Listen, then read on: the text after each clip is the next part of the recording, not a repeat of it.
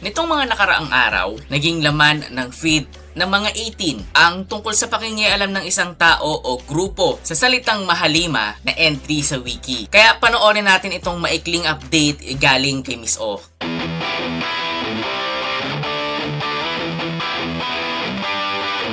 Why is a Bloom editing SB19's Wikipedia, erasing Mahalima and risking its quality contents?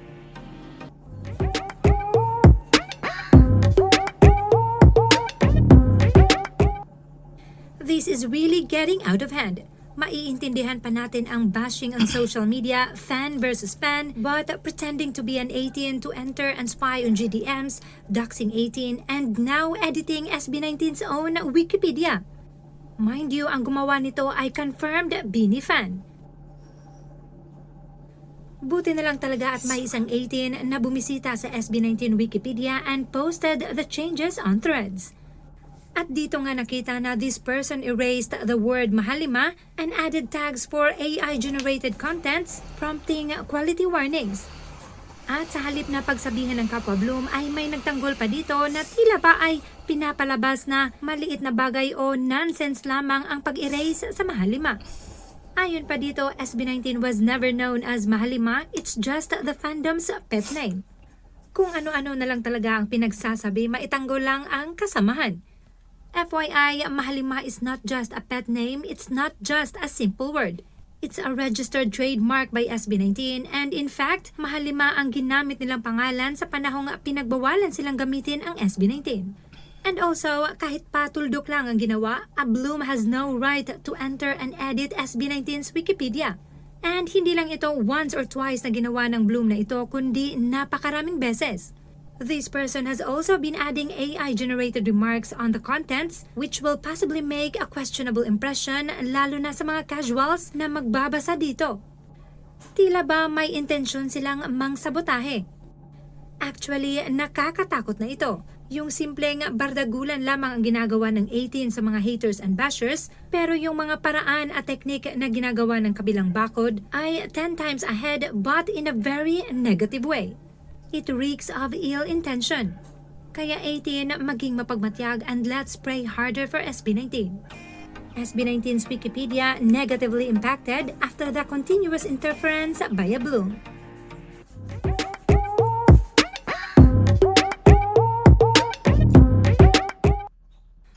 First of all, may nagsabing, why are we still reading Wikipedia? Well, una, aminin na natin na ang karaniwang unang lumalabas ay Wikipedia articles, kaya eto ang madalas na nababasa.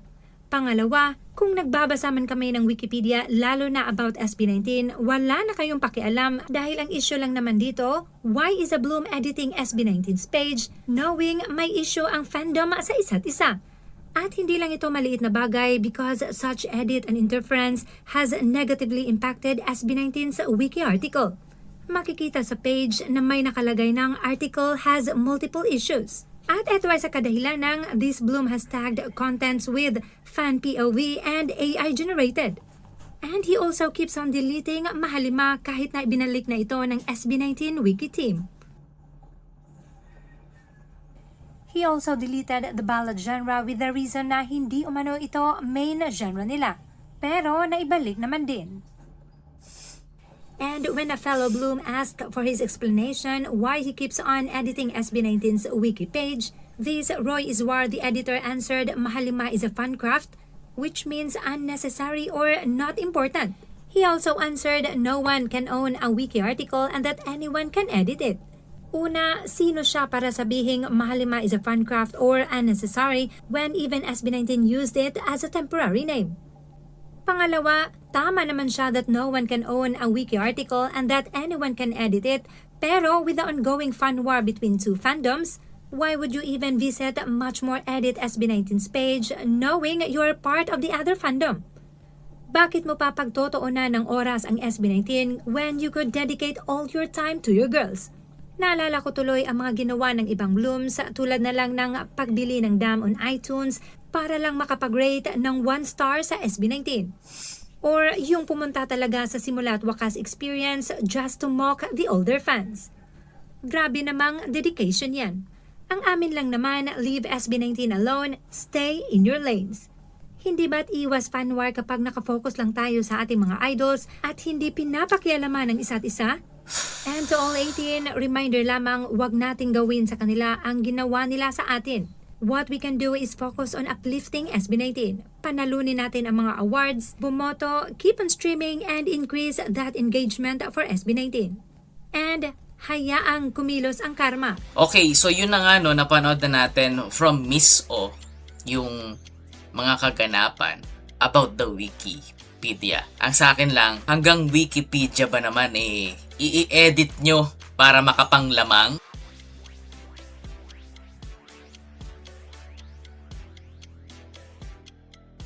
Eto, Seiko, sakit na yan. Instead na pagbantaan nyo yung mga taong nag-expose ng mga kabalustugan na ginawa sa wiki, yung mga taong nag-edit ng information about doon, yung mga taong nag-edit ng information sa wiki, bakit hindi yung tao o grupo na mismong gumawa ang hanapin ninyo para matigil yung mga ganitong toxic move, para matigil yung mga ganitong katoksikan? Iisa lang ang hangarin natin, mga kapatid. Iisa lang ang hiling natin sa mga bawat grupong sinusuportahan natin, ang makilala sa buong mundo. Akala nyo ba hindi mag-iimbestiga ang 18 para malaman kung sino ang mga taong nasa likod nito? Akala nyo ba hindi mag-iimbestiga ang mga 18 sa mga ganitong pangyayari? Hindi ba kayo nahihiya na kapwa nyo Pinoy ginugulangan nyo? Talagang ganun ba kayo kaganid para sa atensyon? Kaya hindi nakakapagtaka na ganyan kayo. Kasi yung mga iniidolo nyo, hindi rin kayo kayang pulisin Kapag may mali na mga kagaya nito, hindi kayo sinasaway. Pag may mali kayong ginagawa, hinahayaan lang kayo. Alam nyo, sobrang valid na ma-frustrate ng 18. Sa totoo lang kasi kasama ang 18 sa laban ng Mahalima Ginamit din yan, yung pangalan na yan, as their group name. Nung kasagsagan na ang SB19 ay ipinaglalaban ng grupo. Ipinaglalaban as their group name. Kasama yan sa history at achievement ng SB19 at ng 18. Ganito ba kayo kadumi maglaro? Ganyan ba kayo kahilig magbago ng impormasyon? Na akala nyo kayo lang ang may internet sa Pinas? Na para bang hindi malalaman ng 18 kung sino ang malikot na kamay na gumawa niyan? Sanay na sanay kasi kayo. Sanay na sanay kayo. Sanay na sanay kayong pagtakpan ang mga bagay-bagay. Sanay kasi kayong minamadali ang mga pangyayari. Sanay na sanay kayo kasi yung may hawak sa inyo ganun din. Mula sa namumuno hanggang sa mga iniidolo, hanggang sa humahanga, isa lang yung motibo. Isa lang ang mitihiin. Umangat sa iba habang merong tinatapakan, habang merong hinihila pababa. Hindi ako sure at hindi rin ako knowledgeable about dito sa wiki kung sino at kung kailan siya pwedeng i-edit. Basta ang alam ko lang, kapag hindi sa'yo, huwag mong pakialaman, huwag mong papakialaman, huwag mong pakialaman, huwag mong gagalawin, huwag mong gagalawin, huwag mong babaguhin. Eto makinig kayo. Kayong pilit na sumisira sa SB19. Pilipino ang SB19, hindi sila dayuhan. Para gawin nyo yung mga bagay-bagay na ganito, Pinoy pa naman kayo. Alam nyo, ang SB19, hindi naman yan umangat dahil binigyan sila ng pabor Hindi yan umangat dahil sa mga koneksyon. Umangat ang SB19 dahil nagsumikap sila. Umangat sila dahil hindi sila nakakalimot sa taas, sa mga taong malalapit sa kanila at lalong-lalo na sa fandom. Napakaraming mga taong naniniwala sa mga gustong mangyari ng SB19. Yon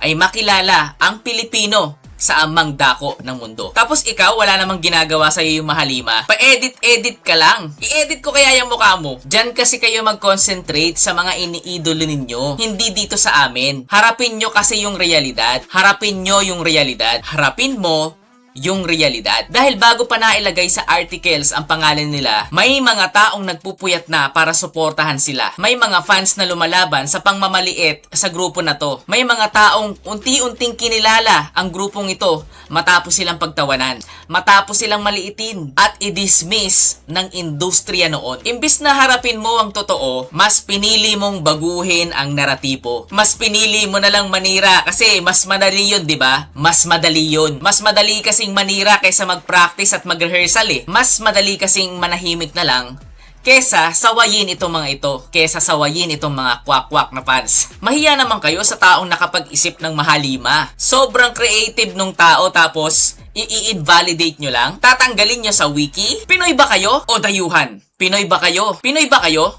o bulag-bulagan. Wala kayong respeto. Wala kayong respeto sa katotohanan, mga ganid. Kung talagang mahal ninyo ang musika, yung sining at fandom culture, dapat alam ninyo ang responsibilidad na kaakibat nito. Pero ang tanong ko, mahal nyo ba talaga? Mahal nyo ba talaga yung mga iniidolo nyo? O pansariling interes lang ang pagmamahal nyo? Ang utak, ginagamit yan sa tama. Nilagay yan sa taas para gamitin above all. Kapag dinidiscredit nyo ang boys sa kanilang mga achievements, hinahayaan namin kayo. Kasi para sa amin, alam namin yung talento nila. Alam namin yung mga talent nila ang magsasalita para sa kanila.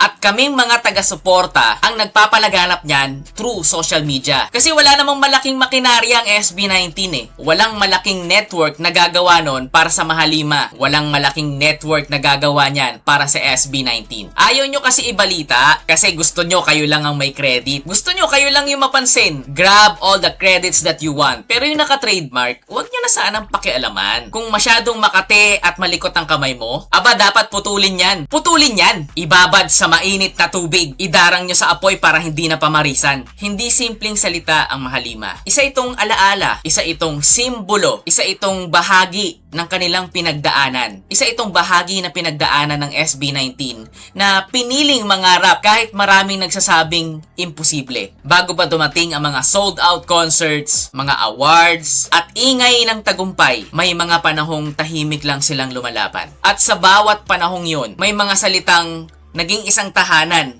ng fandom. Isa na doon ang Mahalima. Kaya kung may mga taong pilit binubura, pilit binabago, o ginagawang laruan ang kasaysayan nila online, tandaan ninyo, ang totoong history hindi nabubura. Ang totoong history hindi nabubura ng edit button. Pwedeng baguhin ang mga articles, pwedeng galawin ang mga impormasyon, pero hindi nyo mababago kung ano ang nagawa ng SB19. Hindi nyo mababago ang milyong-milyong taong naging saksi kung paano binuo ng limang ito ang pangalan nila mula sa halos wala. Ang 18 fandom maaring tahimik minsan, pero hindi ibig sabihin nun hindi sila nakatingin. At sa panahon ngayon, mas madaling mahuli ang may mga intensyon kaysa itago ito. Mag-ingat sa pagbura ng kasaysayan ng iba dahil minsan ang internet marunong ding magtanda.